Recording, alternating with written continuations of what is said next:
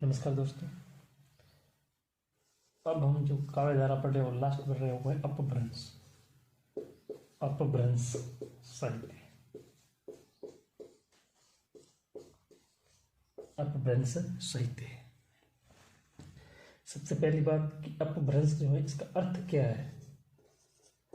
अपभ्रंश का अर्थ क्या होता है? इसका अर्थ होता है पतन या गिरा हुआ, यानी जिसका पतन हो चुका हो या गिर चुका हो उसको बोलते हैं अपभ्रंश। ठीक है। दूसरी बात क्या है? अपभ्रंश जो शब्द है, अपभ्रंश शब्द जो है ये अपभ्रंश शब्द का सर्वप्रथम प्रयोग किसने किया था? पतंजलि ने। किसने किया था? पतंजलि ने।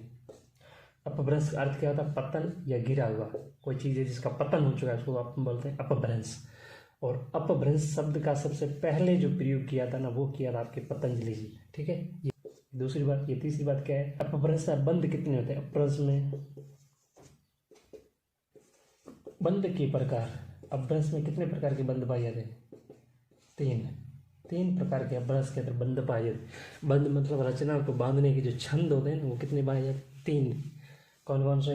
एक तो आपके दोहा, एक तो दोहा बंद होता है। दूसरा गेय होता है, गेय यानी गीत। और तीसरा होती है पद्धड़ियाँ। पद्धड़ियाँ, ये तीनों आपको याद रखने हैं। तो बंद कितने होते हैं अपभ्रंश में? तीन प्रकार के बंद होते हैं, दोहा, गेय और पद्धड़ियाँ। अपभ्रंश में तीन प्रकार के बंद पाए जाते हैं। खास बात देखो, हजारी ने एक खास बात बोली है। हजारी ने क्या कहा कि अपभ्रंश में जो दोहा या फिर दोहा जो होता है ना, ये अपभ्रंश का अपना छंद है, यानी अपभ्रंश का खुद का छंद है। अपभ्रंश का अपना छंद है। कौन सा? हजारी ने कहा कि अपभ्रंश जो दोहा या दुआ होता है ना वो एक अपभ्रंश का अपना छंद है। ठीक है। एक ये बात याद रखना। दूसरी बात याद रखना कि आधुनिक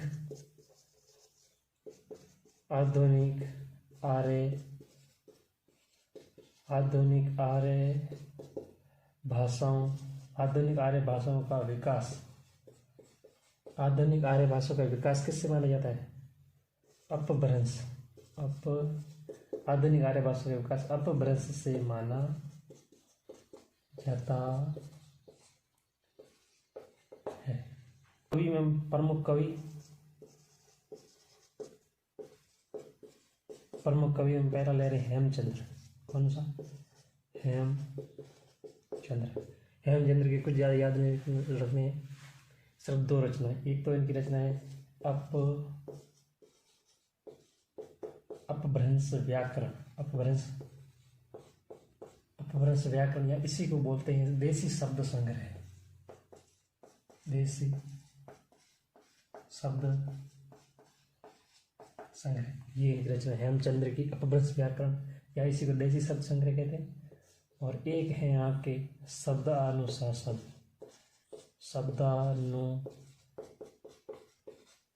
ये दो रचनाएं हैं हेमचंद्र की, याद रखना। अपभ्रंश व्याकरण और शब्दानुशासन। 2 नंबर कवि याद रखना है यहाँ पे स्वयंभू।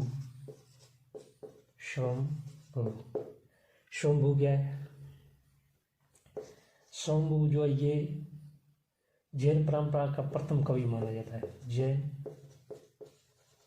परंपरा का प्रथम कवि जैन परंपरा के प्रथम कवि माने जाते हैं। कौन? स्वयंभू। और इनको हिंदी का प्रथम कवि माना है। हिंदी का प्रथम कवि माना है किसने? स्वयंभू। अपने आप से उत्पन्न कौन है? राम। तो राम कुमार वर्मा, डॉक्टर राम कुमार वर्मा ने स्वयंभू को हिंदी का पहला कवि माना है और जैन परंपरा के ये पहले कवि माने जाते हैं। ये बात हो गई। इन्हें अपभ्रंश भाषा का वाल्मीकि कहा जाता है। क्या कहा जाता है? वाल्मीकि या व्यास इन्हें कहा जाता है। इन्होंने यानी स्वयंभू ने अपनी भाषा को क्या कहा है? देश भाषा। स्वयं की जो भाषा है उसको कहा कि ये देश भाषा कहा। इनकी कुछ महत्वपूर्ण रचनाएं कौन सी है स्वयंभू की, तो याद रखना,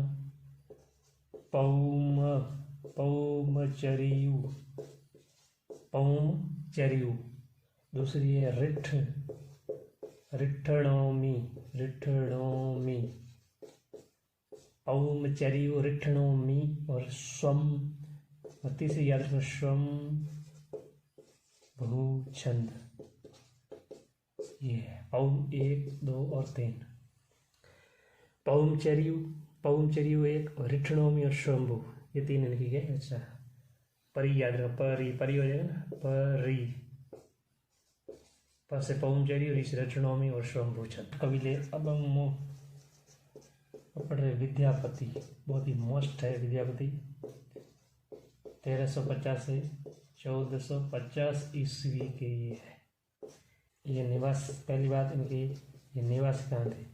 तो निवासी थे ये विप्सी यार वापसी ना, वापसी होगी, वापसी से विप्सी। तो विप्सी गांव है आपकी कहाँ? दरभंगा बिहार में इनका क्या हो रहा? जन्म हुआ था। विप्सी गांव दरभंगा में इनका जन्म हुआ, ये वहीं के निवासी थे। ठीक है, पहली बात। इनके गुरु का नाम क्या है? पंडित हरि मिश्र, ये इनके क्या है? गुरुदेव है। पंडित उपाध्याय में बात है तो याद रखना, अभी मैं, ये 2 नाम अलग है। 3 में याद रखना, कवि, एक कवि इधर रहेगा। ये 3 हो गए, 2, 3, 5, 2 और 9 है। अभी से याद रखो, अभिनव जयदेव, और मैं से याद रखना मैथिली कोकिल ने गाया था। ठीक है, क्या गाया था? मैथिली कोकिल। कवि से याद आएगा कवि कंठार, और इस कवि से कवि कंठार और खेलन कवि भी कहा जाता है। एक ने कहा दशावधान, एक कहा जाता है इन्हें पंचानन।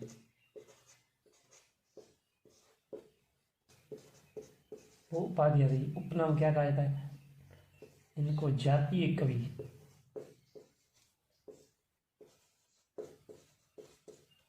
जाति किसकी है? बच्चन की। बच्चन ने क्या है? जाति। तो इनको जातीय कवि किसने क्या कर रखा है? बच्चन सिंह ने। ठीक है ना।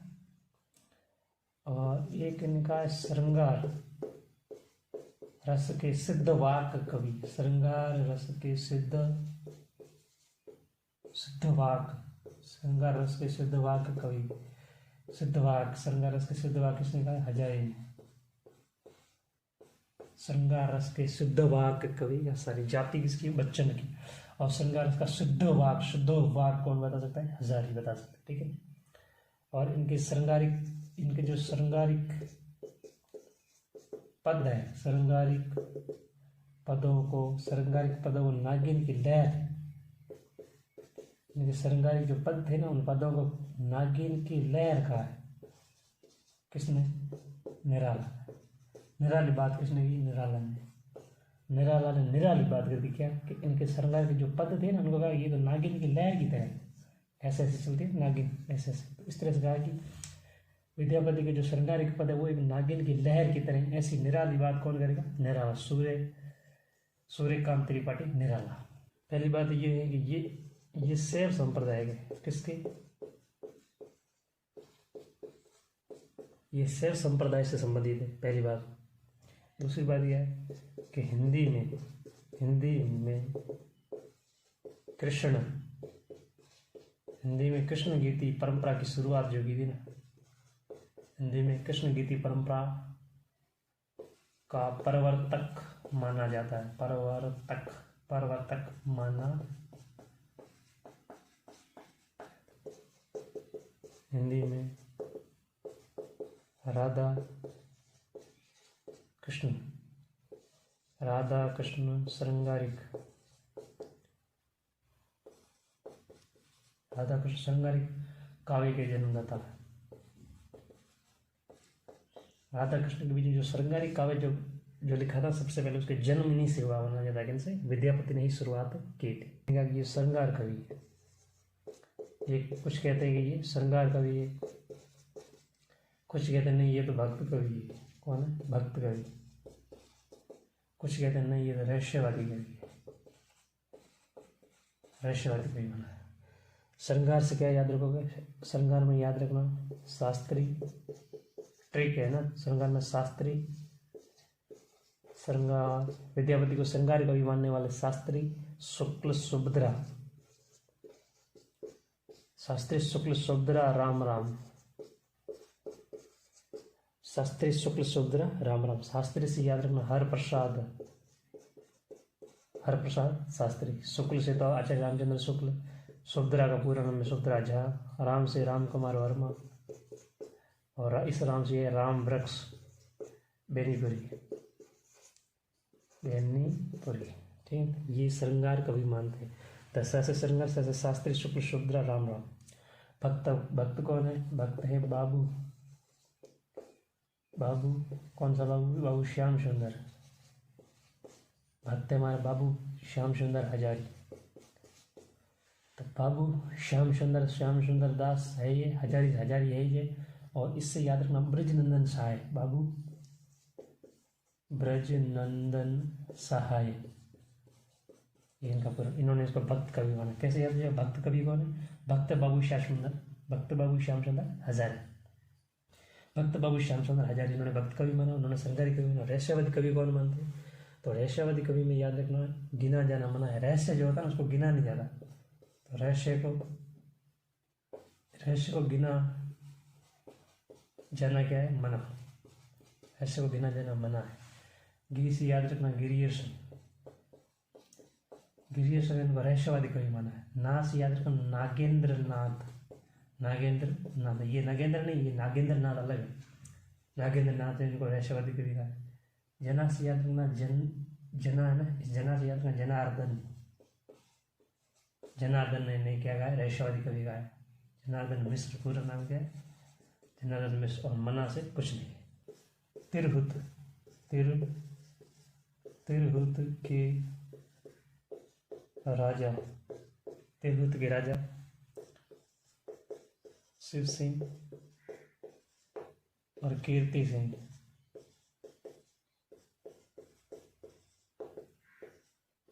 दरबारी कवि थे। तिरहुत के राजा शिव सिंह और कीर्ति सिंह ये क्या थे? दरबारी कवि थे। इनकी रचनाएं दो हैं, आपको याद रखना। कौन सी? एक तो है आपकी कीर्ति पताका और एक है कीर्ति लता। याद कैसे करोगे? देखो, कीर्ति सिंह, कीर्ति लता में कीर्ति सिंह का वर्णन है। याद कैसे रहोगे? देखो ये लता है ना, लता की इस साइड भी कीर्ति है और इस साइड भी कीर्ति है। कीर्ति लता कीर्ति सिंह, कीर्ति लता कीर्ति सिंह। लता के इस साइड भी कीर्ति है और इस साइड भी कीर्ति है। ये कीर्ति पतंगा है ना, ये पतंग अपने आप किसकी हो जाएगी? शिव सिंह की। ये खास बात है।